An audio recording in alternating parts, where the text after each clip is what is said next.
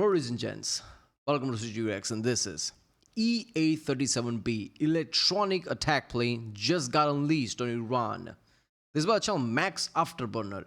Yeah, I love Growler, as you already know. One of the most awesome planes of the modern era. People think of plane as just like shoot missile, pew pew, that's it, explosion. Simplistic things. And that's awesome, obviously. Electronic warfare, radar jamming, confusing radar where they think there are multiple planes even though there isn't. Yeah, that's some next level shit. I love Growler, but apparently there's another plane. Compass calls EA-37B Compass calls European debut. Integrated ops with RC-135 Rivet Joint signal. Major step in US. Okay, so this is like a big plane which does electronic warfare. Oh my god, I didn't know there are like multiple elements like that. This video is going to be awesome. There's always one. So there's a massive military buildup happening in the Middle East. Obviously, Iran is at the heart of that, with F-15s, A-10s being seen in the theater, with images of those coming in from Planet Labs. But A-10, all right. So before getting completely retired, they're going to see some action, all right. Today, I want to break down what the quarterback in the sky could be helping all those jets make it happen, and that is the EA-37B Compass Call. This has just touched down in Europe. It's doing a European roadshow. It landed at Ramstein back in January 26th of 2026. So I love the name Banshee. Just almost a week ago or so, and everybody is talking about where it could be headed next, with Iran tensions obviously running hot. And I want to break down this airframe and why it's so important, electronic attack being so important in an Iran situation. This jet is next-gen electronic warfare, and it's the Air Force's shiny new replacement for the old EC-130H, and it's already teaming up with the beast of electronic warfare, which, if you don't know, it's the RC-135 Rivet Joint, and those have both integrated into sorties since last fall, working. What the fuck? I don't know. What the hell? All right. So these are actual planes that are just, the whole job is to do electronic warfare. All right. Together in operations like in Venezuela, and now they're in the Middle East. So could these be teaming up to hoover up and scoop up information, preparing for a regime change? But we're talking about a serious capability drop for jamming radars, shutting down communications, and blinding command networks right when it matters most. Before conflict, you hoover up and you scoop up all this information. And then when the conflict goes down, you've basically mapped out the entire battle space of what the enemy is going to do when things go hot. So stick around to the end of this video. We'll do a full hypothetical breakdown on how this could be used. But these are in the region right now. These highly capable electronic warfare jets are ready to go. Could these be the birds that set the table for a regime change by blinding and tearing apart Iran's IADS? Integrated Air Defense Systems, for you acronym lovers.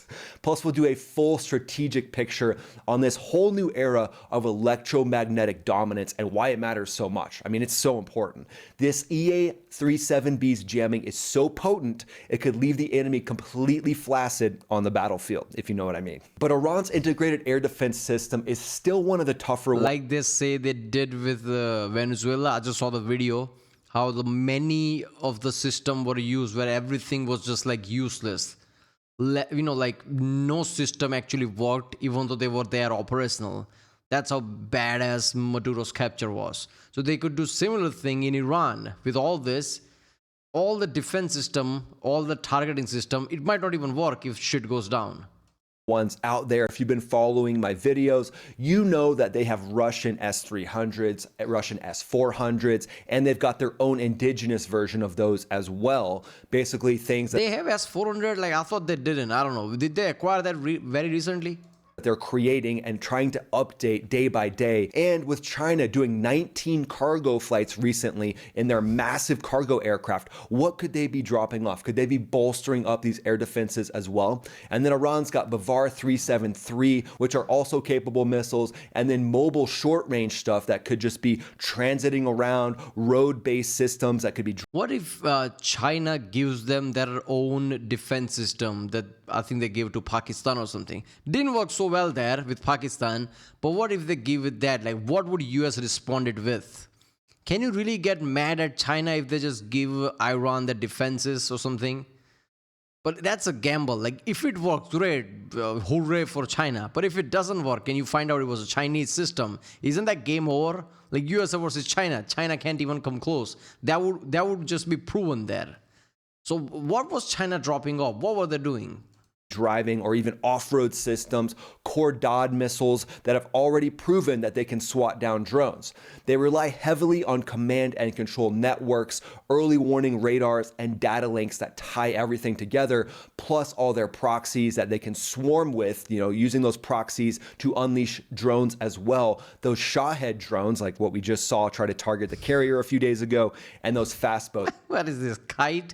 Look at the size of it. Yeah.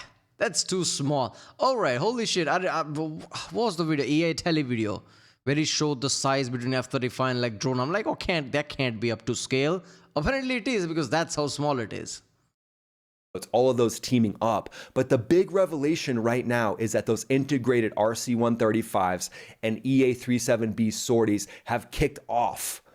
This is an insane revelation because nothing will happen before these jets go in and map the entire battle space. This screams prep work to me, and it's good because it protects the fighters, it protects the other high-value assets that could be in the area, because these new electronic platforms are built to map out all of those networks, and then they could even be ones jamming fire control radars and disrupting any of the links that Iran may have before a strike package even shows up. And when this thing starts broadcasting, pumping all that electronic warfare, it's essentially going to make Iran's integrated air defenses go soft. So let's just go right into the star of the show. That is the EA-37B. You remember that news headline a year ago or something? Iran can detect F-35. They have that radar. I guess they didn't take this into account. What if this is there? You won't even be able to detect anything after that shit. Not even F-15. People really don't think about like active electronic warfare. Like, okay, you have radar, but what if there is a system that actually fries your radar from long distance away? What you gonna detect then? Heavily modified Gulfstream G550 powered by two Rolls-Royce BR700 710 turbofans that put out 15,000 pounds of thrust each. The top speed of this thing is wild, getting over 500 miles per hour, and it'll cruise for hours with a range of 4,400 miles. That's wild. It operates up... Isn't it insane that one of the most luxurious cars in the world is Rolls-Royce Phantom, basically? I mean, yeah, there are better options, but like that has that stigma of like it's Rolls-Royce. At the same time, they also make engines for jets like this. Similar shit with BMWs and obviously, but still Rolls-Royce is like the most luxurious and the jet planes. Up to 45,000 feet. It's got some low signature lines. While it's not stealthy itself, it does try to blend in and be slightly low signature. And it's got plenty of room. It's got 7 crew members and an open architecture backbone so that the jammers stay current. Basically plug and play, putting in the newest technology every single day if you want to. And then you team that up with the RC-135 Rivet Joint. That is a modified KC-135 airframe. It's got 4 massive turbofans, 21,000 pounds of thrust apiece, cruises at 580 miles per hour, about 3,500 nautical mile range on that. Days, I can say airborne for days with aerial refueling, and a ceiling of 50,000 feet. It's 2 pilots, 2 navigators, and 27 of your best friends in the back. 27 mission operators in the back who are back there sucking up signals across the entire electromagnetic spectrum. This operated and did sorties, many of them, many operational sorties off the coast of Venezuela, prior to going in and taking down the integrated air defense systems. For Iran ops, these could stage out of Al Udeid in Qatar, Prince Sultan in Saudi, or even bases in Ramstein, and they could be on station extremely quick, just having them up and airborne ready, even. Yeah, but like, didn't Saudi and Qatar both says like, yeah, we're not gonna let America use our space because we don't want heat with Iran or something?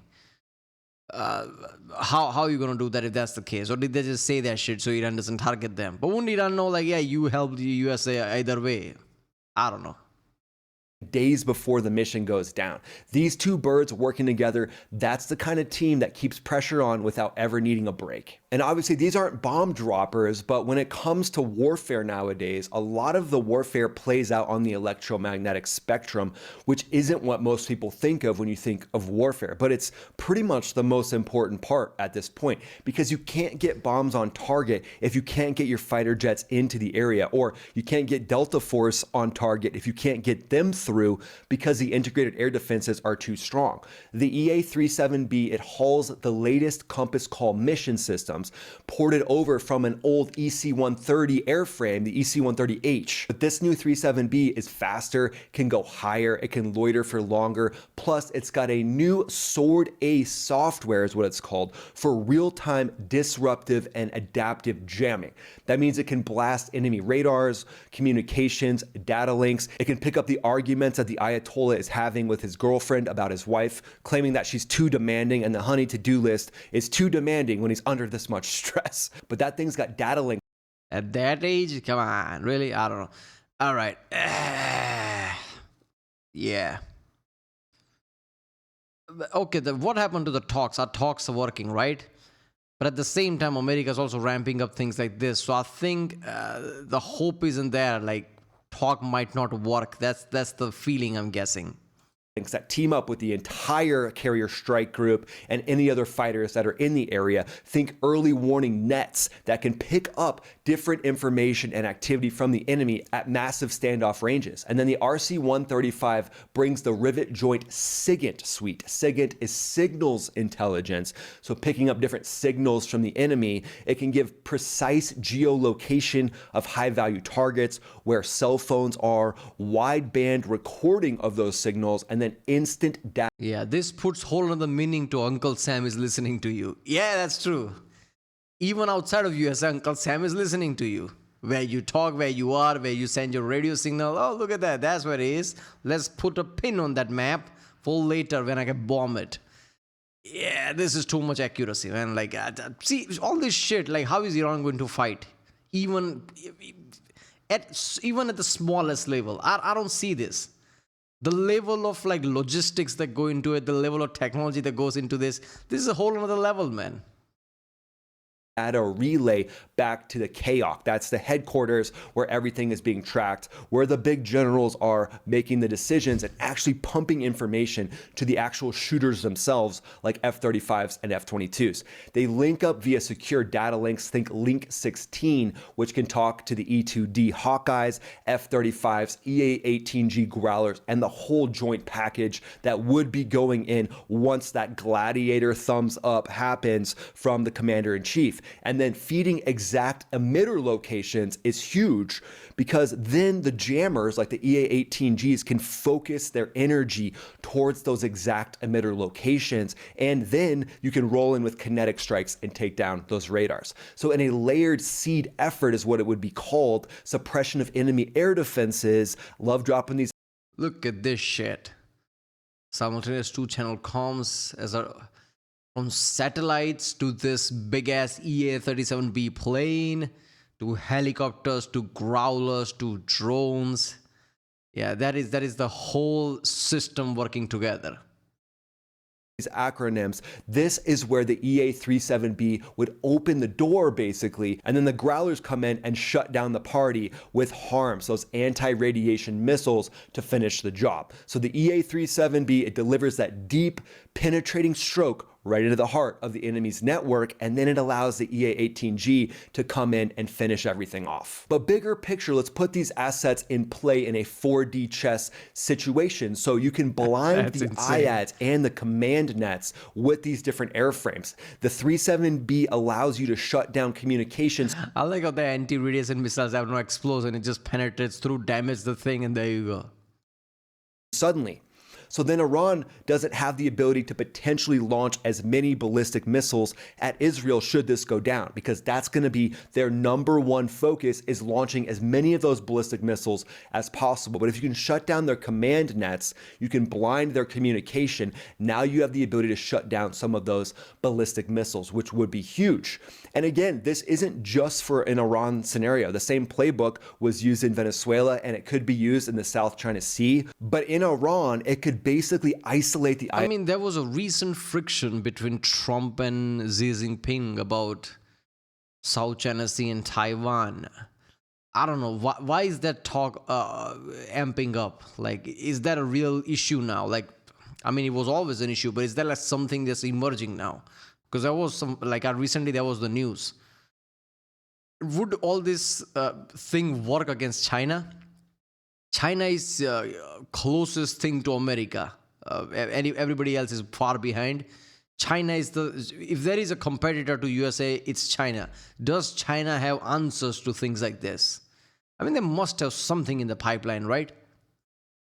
Ayatollah's command structure without even having to fire the first kinetic shot, shutting everything off, not allowing that command structure to talk to each other. In this chess match, the EA-37B is the rook that basically pins the king from across the board and doesn't allow the king to move. All right, let's move to a hypothetical situation in the Persian Gulf. So let's say RC-135s are already on station, they're orbiting high, and they're sucking up every Iranian radar mission and command and control chatter that's going on in the entire country. And then they're feeding precise coordinates to a pair of EA-37Bs that just launched from Al-Udeid. 400 nautical mile standoff or so, the compass call lights up the spectrum, jamming S-400 search radars and shredding the fiber optic links between Tehran and the coastal batteries. And then F-35Cs and F-15Es punched through the now blind radar gaps at Mach 1.2, dropping JASMs on the remaining SAM sites while the EA-18G Growlers ride shotgun. Yeah, we're just here riding shotgun, no big deal. And then they launch off their harm shots. With Iran's surface-to-air missiles now basically coughing on their last breath, the strike package rolls in clean and then takes out key regime command nodes and opens the corridor for the 160th SOAR helos to insert Delta teams on the ground. Iran, in a desperate move, will launch hundreds of drones, and who knows, maybe even trying to get some F-14s airborne, and those would be cannon fodder for the F-35. The proxies would go into full alert, but they wouldn't be getting F-14 versus F-35. F-35 is like, what the fuck? And it's like, there's one F-35 is like, yeah, I'll take care of this. The information from the Ayatollah's inner circle that they needed to operate because of that compass call's ability to shut down communications. Now the Ayatollah's inner circle is cut off, the regime's air defense backbone is in smoking ruins, and the regime is gone just like that, thanks to these electronic attack aircraft. So there you go. EA-37B compass call could get a real world flex in Iran, teaming up with that RC-135 to own the electromagnetic spectrum and make the Ayatollah its you-know-what. So we covered the threats that could be taken down by that compass call. Do you think we'll see that compass call in action here in the next couple days or weeks? Let me know in the comments below. Would love. Yeah, I don't think it's gonna go the way he says it is, because that would require a proper invasion. America's not gonna put troops on the ground. Attacks, it will help with the attacks. It will take out key places. It's not gonna like disable everything and then okay, Delta Force go in to, I guess, capture the Ayatollah. I don't think they're gonna do it here in that way, because that has way too many asterisks in it. Like, I don't know. I mean, that would be ballsy if like Trump says, fuck it, same as Venezuela, capture the Ayatollah. That would be next level. I don't think they would do that. I think they would just keep the president damaged thing as much as they can, just so Ayatollah, like, either, like gets removed from the power, or just like gives into demand when it comes to Trump. I don't know. But yeah, something like that. But yeah, like, why are you not using AC-130, man? You're using a lot of like helicopters and shit. You're using F-15.